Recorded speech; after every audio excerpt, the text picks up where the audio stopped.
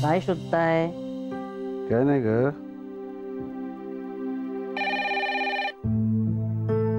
मी बघते, तुमचं चालू दे. हॅलो, देसाईंचं घर? कोण बोलतंय? Hello hello. जय हो. माई फोन कट करू नका प्लीज. मी बोलतोय.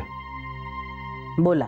माई मी रागाच्या भरात म्हणजे चुकलंच हो माझं, पण तुम्ही मेघनांना समजावा ना जरा प्लीज. अहो पण तिला समजवण्याची गरजच नाहीये मुई. ती मर्यादेतच आहे आणि आमचा तिच्यावर पूर्ण विश्वास आहे. नाही नाही म्हणजे त्याबद्दल नाही म्हणत आहे हो मी, ते मला कळलं हो, त्यासाठी समजावा म्हणून नाही सांगत आहे मी. मग माझ्याशी बोलत नाही येत होत्या, म्हणजे प्रत्यक्ष तर सोडाच पण फोनवर सुद्धा बोलायला तयार नाहीत. मी बाबांशी बोलणार नाही असं त्यांनी माधवींना सांगितलं हो स्पष्टपणे. मेघना जर माझ्याशी बोलल्या नाही तर मी जगू कसा हो? पण सुरेशराव, तुमच्या बोलण्यानं मेघना दुखावली गेली हे तर खरंय की नाही? अहो कुठल्याही निष्कलंक बाईच्या चारित्र्यावर कुणी जर काही संशय घेतला, मग भले तिचे वडील असू देत नाही तर नवरा असू दे, राग तर येणारच ना तिला, दुखावली जाणारच ना ती. म्हणजे जावई बापूंनी सुद्धा शंका घेतलीच ना? अहो घेतलीच ना शंका. अहो मी नेमकं तेच टाळण्यासाठी हो. अहो पुरुषाला संशय येणारच हो, म्हणूनच मी. एक मिनिट सुरेशराव, तुमची गाडी पुन्हा त्याच रुळावरून धावतीये. हे बघा, एक तर आमचा कोणाचाही कसलाही संशय नाहीये तिच्यावर, आणि दुसरी गोष्ट म्हणजे हे जे सगळं आहे ना ते आदित्यने पुढाकार घेऊन केलेलं आहे आणि मेघना फक्त त्याला साथ देतेय. कळलं का तुम्हाला? यापुढे तिच्याबद्दल वावगं बोललेलं चालणार नाही. तिच्याबद्दल भलते सलते विचारही करू नका. सुरेशराव, तुम्हाला कसं कळत नाही हो? तुम्ही जर असेच वागत राहिलात तिच्या बरोबर तर ती का बोलेल तुमच्याशी? चुकलोय हो मी, चुकलंच आहे माझं. काय आहे ना माई, मी पहिल्यापासून अतिरेकीच आहे हो. ह्या बाबतीत मात्र जरा मी जास्तीच अतिरेकीपणा केला. पण तुम्ही सांगा हो, मेघना जर माझ्याशी बोलल्या नाही तर खरंच मी कसा जगणार आहे हो? कसा जगणार आहे मी माई? खरंच तुमच्यासमोर हात जोडतो, तुमच्या पाया पडतो, पण तुम्ही त्यांना समजावा ना, माझ्याशी बोला म्हणून सांगा ना प्लीज माई. मी बरं मी प्रयत्न करून बघते. आणि सुरेशराव, तुम्ही जर तुमचे विचार सुधारलेत ना तर मेघना आपणच तुमच्याशी बोलायला लागेल, नाही का? जय हो, जय हो, जय हो. बरं ठेवू का फोन आता? हो, जय हो. काळजी घ्या. कठीण आहे रे देवा, कठीण आहे माणसाचं. हे कसले सुधारतायत? कुत्र्याचं शेपूट आहे ते, वाकडं ते वाकडच राहणार. हसावा की रडावं ना हेच मला कळत नाही. नाहीतर काय, एकदम आरडाओरडा करतात, गदारोळ करतात, आणि तुम्ही चुकला ते सांगितलं की एकदम बापूडवाणे होतात. अजिबात रसायन आहे. मला ना हसूच येतं बा एकदम. मलाही नाही. एवढा मोठा माणूस गयावया करायला लागला ना की विनोदीत दिसतात बाई. नाही पण शेवटी मेघनाचे वडील आहेत ग ते. तिला कसं हसू येईल? तिला बिचारीला दुःखच होत असणार. खरंय. समजाव तिला. तिला म्हणून दे सोडून आता. नाही आपण मात्र कान पिळत राहू त्यांचे, पण तिला समजाव. होय हो, समजावेन तिला.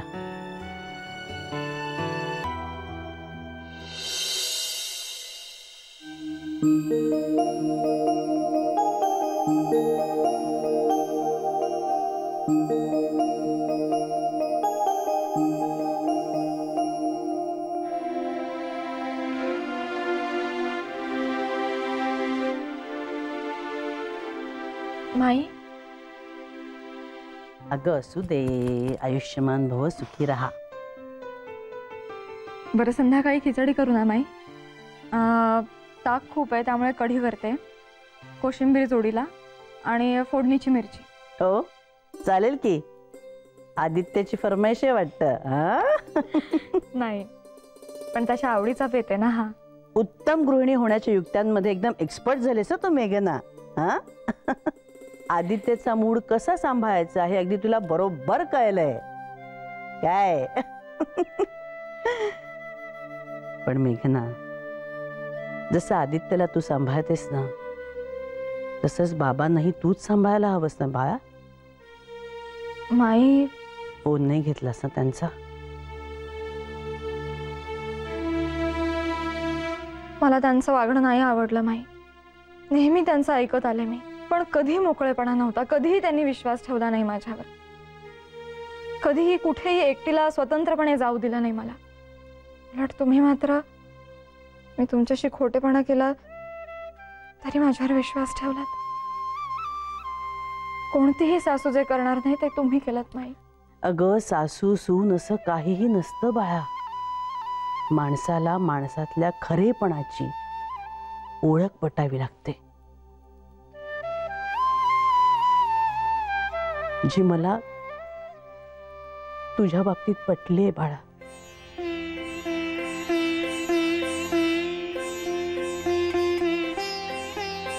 चला खिचडी करायची ना आदित्यसाठी. हा तू तयारी कर, मी येतेच.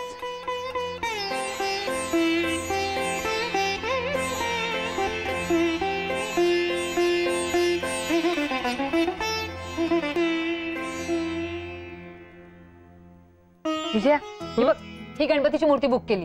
कशी आहे? भैया मस्त आहे ना? खूप गोड आहे. आपल्याकडे बघून हसते असंच वाटतं की नाही? हो ग. ए पण नक्की शाडूच्या मातीची हे कन्फर्म केलंस ना? अगं, आपण दरवर्षी शाडू मातीचाच गणपती आणतो, पण तरी खात्री करून घेतलेली बरी. अर्थात तुझ्या बरोबर मूर्ती बुक करायला सतीश होता, त्यामुळे सगळं व्यवस्थितच झालेलं असणार आहे. वा, क्या बात आहे विजया. काय विश्वास आहे ग तुझा माझ्यावर. वा वा वा वा वा. पण खरं सांगू, यावेळी अगदी असा उत्साह वाटत नाहीये, नाही का? हो ग, तो मुलगा तसाच निघून गेला ना, सगळं अर्ध्यावर टाकून. त्याच्यामुळे चुटपुट लागून राहिली सगळ्यांच्याच मनाला. तेच ना.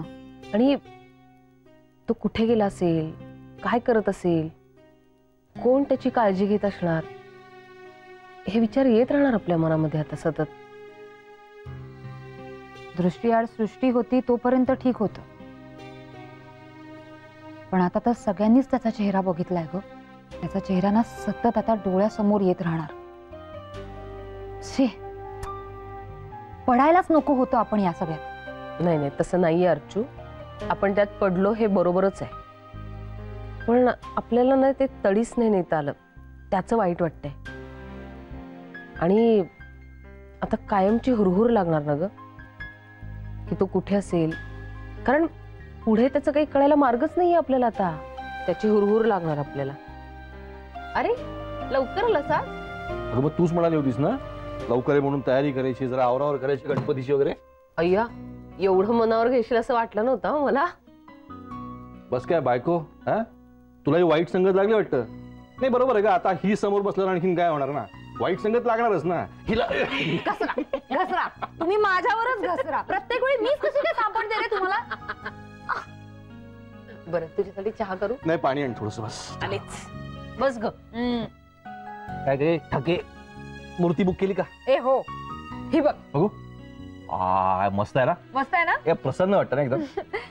काय गंमत आहे माहितीये, जोपर्यंत मूर्ती इतर मूर्तींसोबत असते ना तेव्हा ती अशी साधी मूर्तीच वाटते, पण ज्या क्षणी आपण ती बुक करतो ना तेव्हा ती अगदी आपली वाटते. आपल्या हक्काची, आपली. गणपती बाप्पा मोरया. काय मग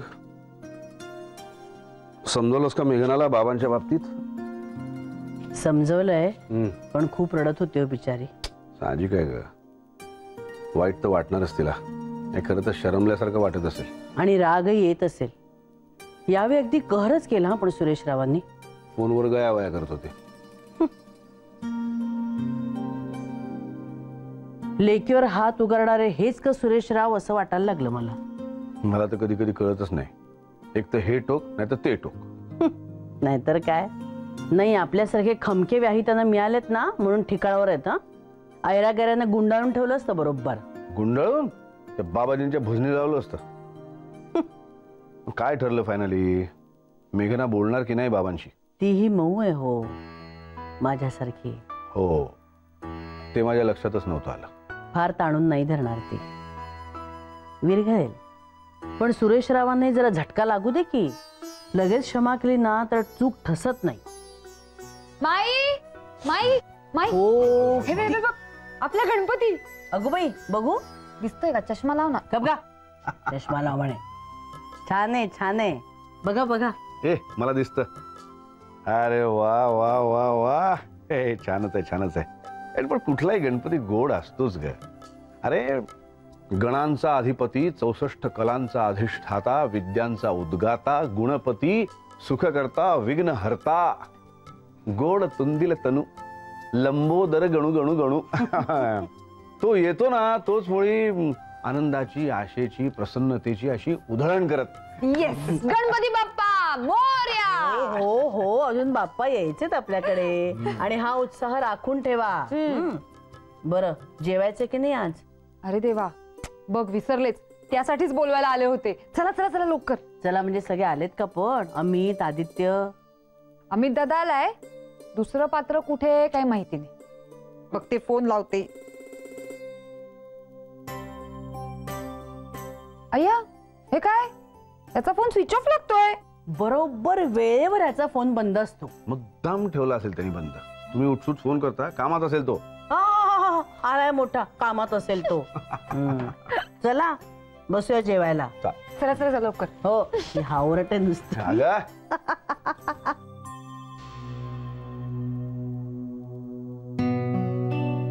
खूप उशीर झाला. फोन तरी करायचा, उशीर होणार आहे म्हणून.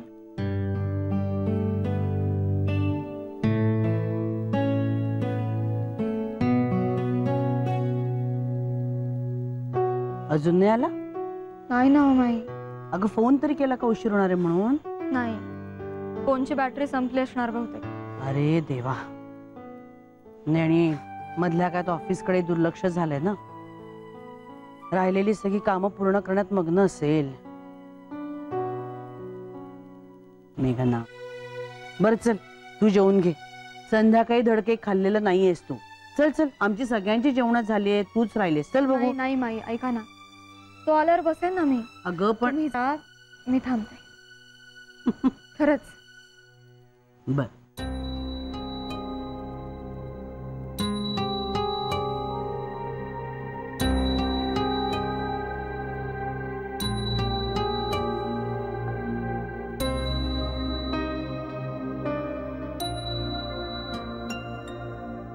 मे बी खूप काम असेल, आणि मधले काही दिवस दुर्लक्ष झालं या हॉस्पिटल प्रकरणात. असू दे, काम आवरून येईल तो. पण ऑफिसमध्ये तर केला होता फोन, तोही कोणी नाही उचलला. नाही, कदाचित दुसऱ्या केबिन मध्ये असेल तो. आणि स्वतःचा फोन चार्ज करायची तर पद्धतच नाही आमच्यात. आदित्य पण ना.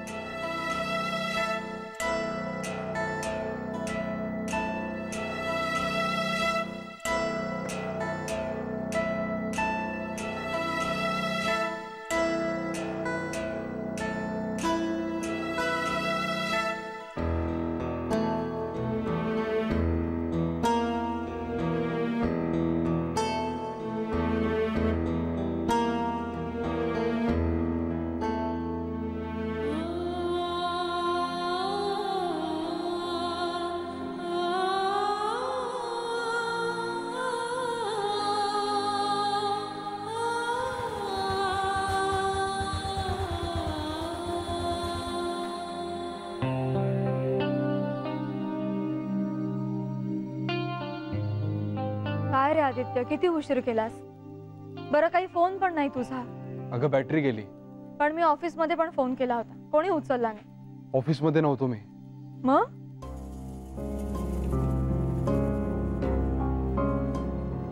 आदित्य, म्हणजे तू इतका वेळ त्याला शोधत होतास?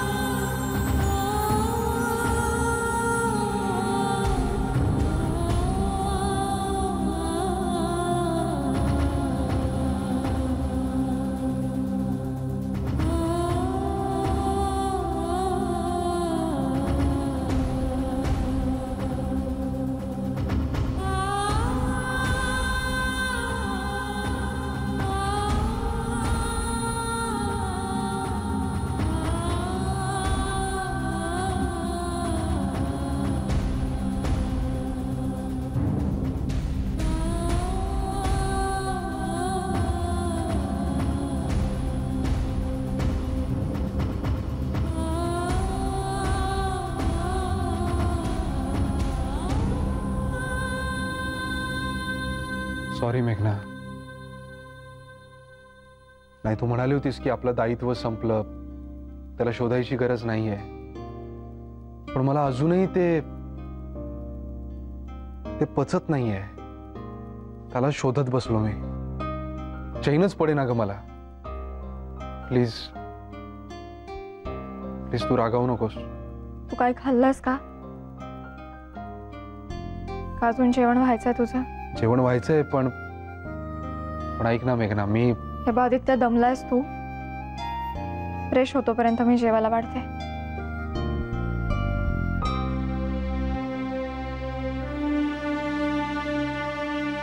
तू रागावू नकोस यार मेघना. माझ्या मनाला स्वस्तच वाटत नाहीये त्याला शोधल्याशिवाय. काय करू मी? काय ग, नाहीच का आला आदित्य अजून? नाही ना, ती बिचारी मेघना बाहेरच वाट बघत बसलेली अंगणात त्याची. जेवली सुद्धा नाहीये. फोन काय लागत नाही का? हो, ती म्हणते कदाचित बॅटरी गेली असेल. तर माझ्या फोनवरून लावून बघ. अहो पण ते तर लावून तर बघ, लागला तर लागला. बर, लागतो कधी आधी हे कधी बॅटरी फोन. कमी असताना सुद्धा. थांबा आता आधी. मला हे फोन आधी कळत नाही. हा, हा, लागला लागला. बघ बरं.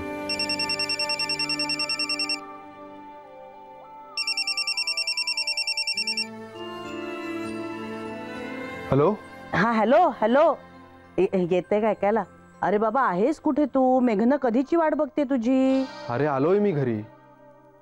हा, म्हणजे जस्ट आत्ताच आलो आणि फोन चार्जिंगला लावला होता म्हणून तुझा फोन लागला. अगं बाई, हो का? आलास का? चला, बरं झालं. आता पटकन जेवून घे. हा, हॅलो हॅलो हॅलो, ऐक ऐक, उशीर होणार आहे तर सांगायचं नाहीस का फोन करून? सॉरी ग माई,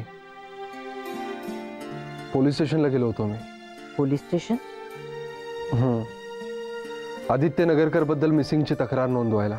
आणि मग त्यानंतर तो आधी जिथे सापडला होता तिथे, नंतर काही हॉस्पिटल्स वगैरे, सुचेल तिथे त्याला शोधत होतो. मेघनाला माहितीये का रे तू त्याला शोधतोयस ते?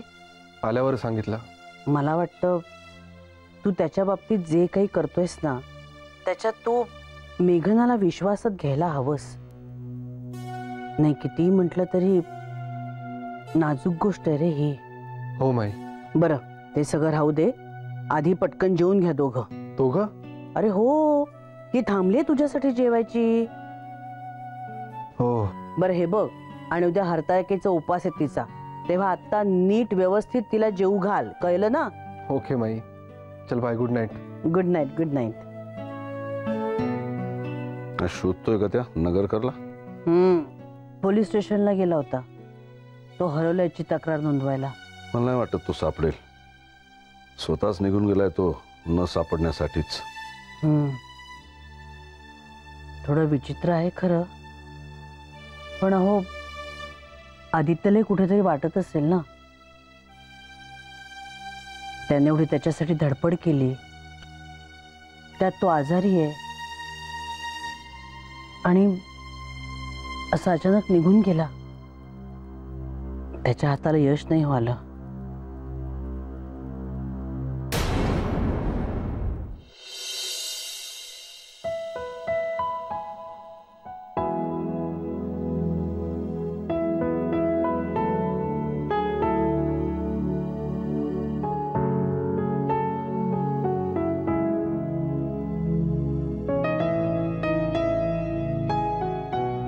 तू बस ना माझ्या समोर.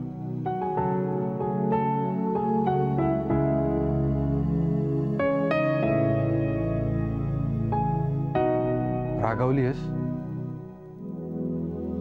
तू आधी खाऊन घे ना, मग बघूया.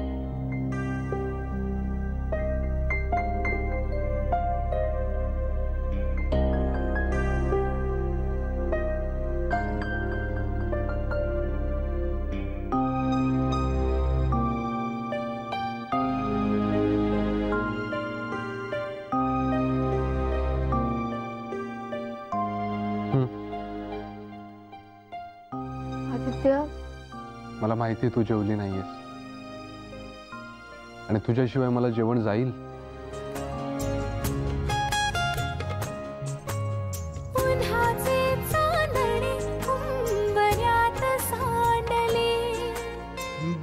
राग थोडा वेळ बाजूला ठेवू आणि मस्तपैकी